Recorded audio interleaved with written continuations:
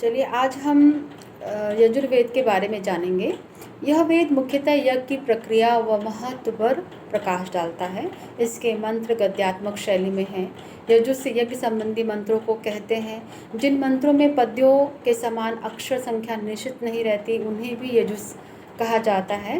इस प्रकार यजुर्वेद प्रायः गद्य रचना है जिसका प्रमुख विषय यज्ञ है।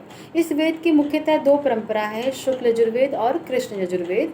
इन दोनों में भेद यह है कि शुक्ल यजुर्वेद में केवल मंत्र प्रार्थनाएं एवं यज्ञ सूक्त हैं, इसलिए इसे शुक्ल यानी शुद्ध वेद कहते हैं, जबकि कृष्ण यजुर्वेद में मंत्रों के अतिरिक्त यज्ञ की विधि का विवरण, व्याख्या एवं विनियोग भी है। अर्थात इसमें मंत्र भाग के साथ उसके नियोजक ब्राह्मण भाग का भी सम्मिश्रण है, इसलिए इसे कृष्ण यजुर्वेद कहा जाता है। इस ग्रंथ में अनेक यज्ञों का विवरण मिलता है, जैसे राजसूय यज्ञ, शतरुद्री होम प्रसंग, अश्वमेघ यज्ञ, पुरुषमेघ आदि। यज्ञों की विधि विधान एवं कर्म कांड का उल्लेख हमें इस वेद में देखने को मिलता है। यजुर्वेद मुख्य रूप से वैदिक कर्मकांड का प्रतिपादक है और ऐसा माना गया है कि मनुष्य जीवन की विकास की 3 सीढ़ियां हैं, कर्म, उपासना और ज्ञान। इनमें से कर्म की सीढ़ी या कर्मकांड का प्रतिपादन यही वेद करता है। इस वेद में मंत्र प्रयोग के साथ साथ ऐसी कई मणि, औषधि आदि अनेक वस्तुओं के उपयोग का भी विधान है, जिसके द्वारा अलौकिक कल्याण की प्राप्ति के साथ साथ हमारी इच्छाओं की पूर्ति इत्यादि संभव होना बताया गया है। इस वेद में ईशो उपनिषद एक ऐसा भाग है जो साक्षात कर्मकांड से संबंधित ना होकर आत्मज्ञान से संबंधित है। दूसरे, यही एक ऐसा उपनिषद है जो संहिता का भाग है, अतः इसे उपनिषदों में आदिम माना गया है। इस प्रकार यजुर्वेद ऋग्वेद की तुलना में एक पृथक चिंतन धारा का अवलोकन हमें कराता है, जो परवर्ती साहित्य में विभिन्न रूपों में प्रस्फुटित हुई। इसके बाद अगला वेद है सामवेद। साम शब्द का अर्थ है गान। ऋग्वेद के मंत्र जब विशिष्ट पद्धति से गाए जाते थे तो उन्हें साम कहते थे। इसी कारण यह शब्द संगीत, छंद अथवा गान के अर्थ में भी रूढ़ हो गया। सामवेद में सोम, सोमरस, सोमपान के अतिरिक्त सोमयोग का भी विशेष महत्व है, अतः सोम प्रधान इसे वेद कहा जाता है। सामवेद 2 भागों में विभक्त है, पूर्ववाचिक और उत्तरवाचिक। सामवेद का प्रमुख जो प्रतिपाद्य विषय है वो उपासना है।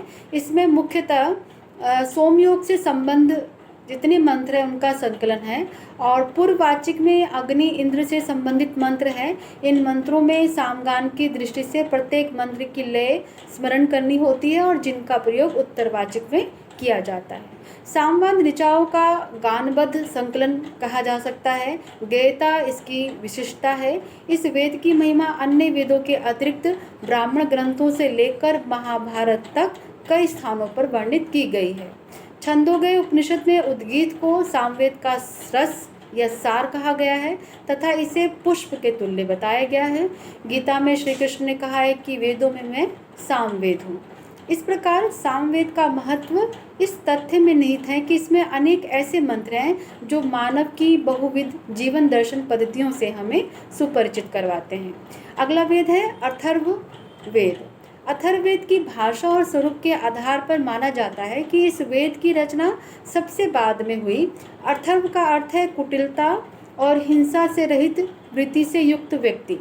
इस वेद में भूत, प्रेत, जादू, टोने आदि मंत्रों का उल्लेख हमें मिलता है और इस प्रकार की वृत्ति के उपायों का निर्देशक यह वेद अथर्ववेद कहलाता है। अथर्वण तथा अंगिरस ऋषियों के मंत्र होने के कारण इसे अथर्वांगिरस भी कहते हैं। पश्चिम विद्वानों के अनुसार इस वेद के 2 स्वरूप हैं, वरदान और अभिशाप। इन दोनों का संबंध क्रमशः अर्थवन और अंगिरस मंत्रों के साथ है। इस वेद में ब्रह्मा द्वारा इष्ट मंत्र भी हैं, इसलिए इसे हम ब्रह्मवेद भी कहते हैं।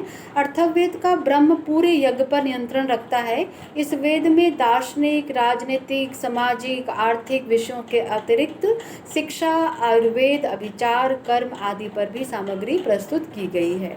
यह वेद अलौकिक आचार विचारों का विशद कोश होने के कारण अन्य वेदों की तुलना में अपना विशिष्ट एवं महत्वपूर्ण स्थान रखता है। अगला जो भाग है वैदिक साहित्य का, उसे हम उत्तर वैदिक साहित्य के नाम से जानते हैं। और इस उत्तर वैदिक साहित्य के 4 भाग हैं: ब्राह्मण, आरण्यक, उपनिषद और सूत्र साहित्य। वैदिक संहिताओं के युग के पश्चात एक ऐसा युग आया जिसमें उत्तरोत्तर इस प्रकार के साहित्य का निर्माण हुआ जो वर्णनीय विषय की दृष्टि से संहिताओं से क्रमशः भिन्न होता चला गया। इसे हम 4 रूपों में विभक्त कर सकते हैं: ब्राह्मण, आरण्यक, उपनिषद और सूत्र। ब्राह्मण ग्रंथ वेद का वह अंश है जिसमें गद्य में देवताओं तथा यज्ञों के रहस्यों की व्याख्या की गई है और मंत्रों पर भाष्य भी दिया गया है। ब्राह्मणों का प्रधान विषय यज्ञों की वैज्ञानिक, आदि भौतिक तथा आध्यात्मिक मीमांसा तथा उनकी विधियों एवं विनियोगों का सांगोपांग व्याख्या प्रस्तुत करना है। ब्राह्मण ग्रंथ में यज्ञ को सर्वोपरि कर्म कहा गया है।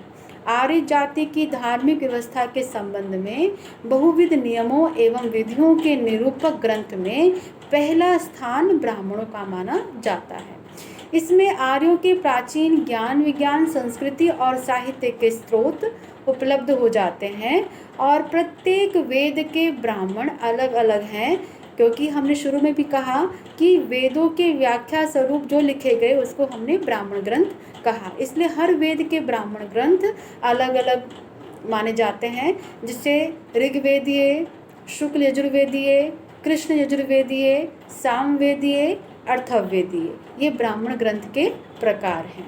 प्रसिद्ध ब्राह्मण ग्रंथों के नाम में हम ऐतरेय ब्राह्मण, कौशितकी या शंखायन ब्राह्मण, शतपथ ब्राह्मण, पंचविश ब्राह्मण, गोपथ ब्राह्मण आदि का नाम ले सकते हैं। विषय की दृष्टि से भी ब्राह्मण ग्रंथों को 4 भागों में बांटा गया है। इसमें विधि भाग, कर्मकांडी, कर्मकांड संबंधी विधानों का वर्णन आदि। जैसे अर्थवाद भाग में बताया गया है कि अमुक यज्ञ करने से अमुक फल की प्राप्ति होगी, या इस यज्ञ की कौन सी विधियां कैसे की जाए, इसका वर्णन मिलता है।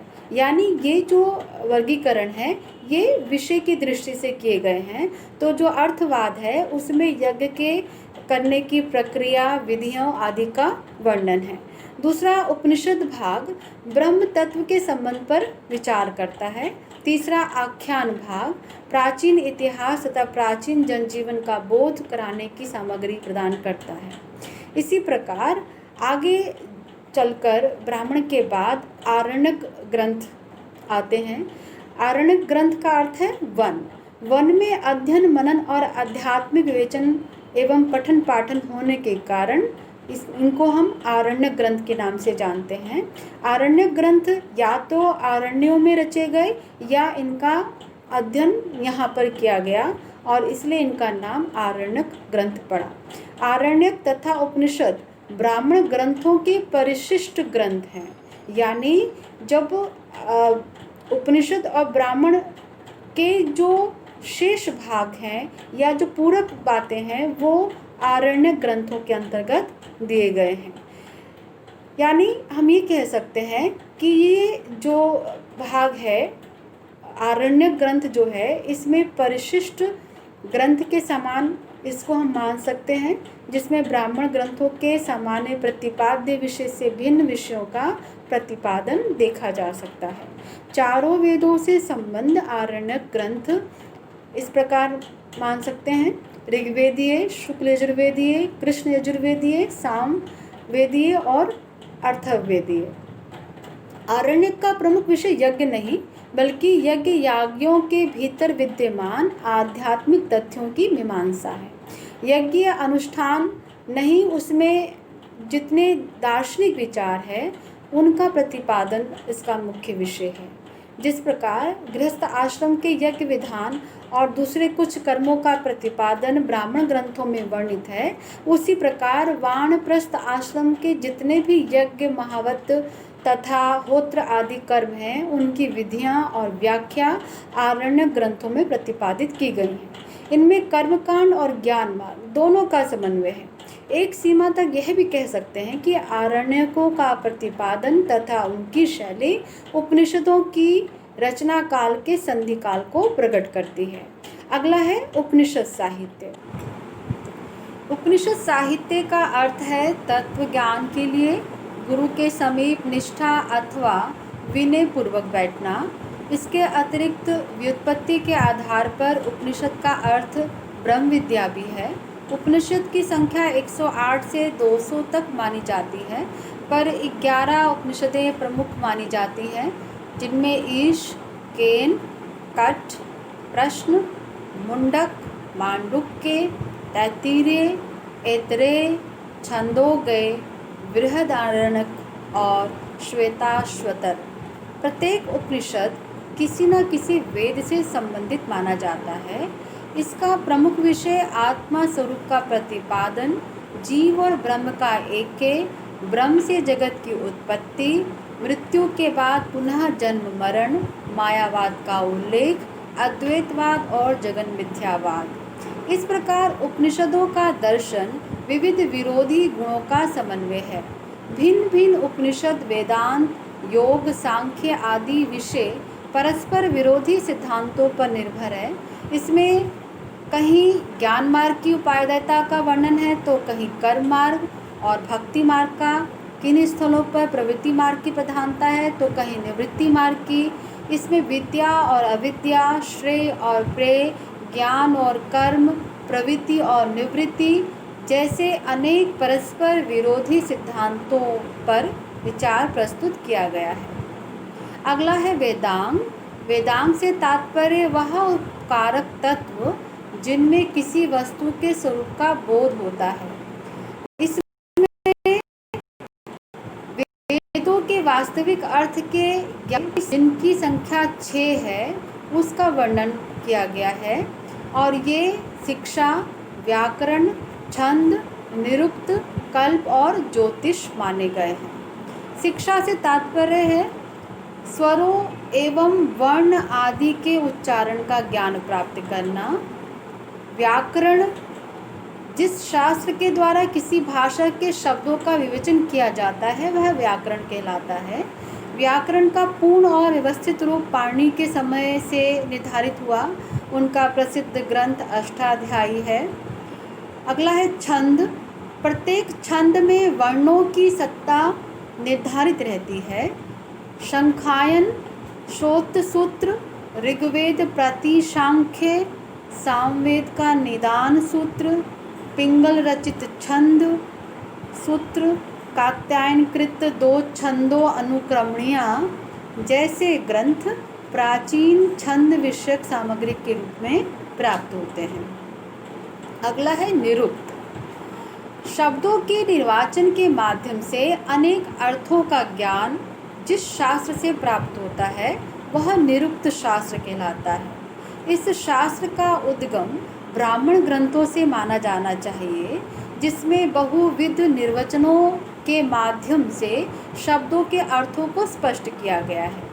यह इस विषय का उपलब्ध प्रामाणिक ग्रंथ यास्क द्वारा लगभग 700 ईसा पूर्व प्रणीत निरुक्त है। यानी निरुक्त की रचना यास्क ने आज से लगभग 700 ईसा पूर्व की थी, और यह निघंटु नामक वैदिक शब्दकोश पर आधारित है तथा उसी का व्याख्या ग्रंथ इसे माना जाता है। अगला ज्योतिष। ज्योतिष ग्रंथ हम उसको कहते हैं जिसमें वैदिक यज्ञ को संपन्न करने के लिए, शुभ मुहूर्त के निर्धारण के लिए जिस शास्त्र की रचना की गई वह ज्योतिष शास्त्र कहलाया, और इसमें वेदांग ज्योतिष नामक एक प्राचीन ग्रंथ उपलब्ध होता है। अगला कल्प। कल्प में यज्ञ विधियों का प्रतिपादन किया जाता है। इस ग्रंथ में वैदिक कर्मों का व्यवस्थित रूप से वर्णन होता है, और इसके 4 भागों में इसको बांटा गया है। श्रोत सूत्र, जिसके अंतर्गत यज्ञादि अनुष्ठानों का वर्णन है, जिसका आधार ब्राह्मण ग्रंथ है। दूसरा है गृह सूत्र। इसमें गृहाग्नि में होने वाले उपनयन, विवाह, श्राद्ध आदि संस्कारों का विवरण है। अगला है धर्म सूत्र। इसमें चारों वर्णों तथा चारों आश्रम के कर्तव्यों का प्रतिपादन है तथा प्राचीन भारतीय साहित्य, शास्त्र, राजनीति शास्त्र एवं विधि शास्त्र का भी सम्यक निरूपण मिलता है। अंतिम है शुल्ब सूत्र। इसमें वैदिका निर्माण की रीति का वर्णन है जो ज्यामिति संबंधी कल्पनाओं तथा गणनाओं पर महत्वपूर्ण प्रकाश डालती है। इस प्रकार हम वैदिक साहित्य के अंतर्गत चारों वेदों के अतिरिक्त ब्राह्मण, उपनिषद, आरण्यक और सूत्र साहित्य के साथ वेदांग को सम्मिलित करते हैं।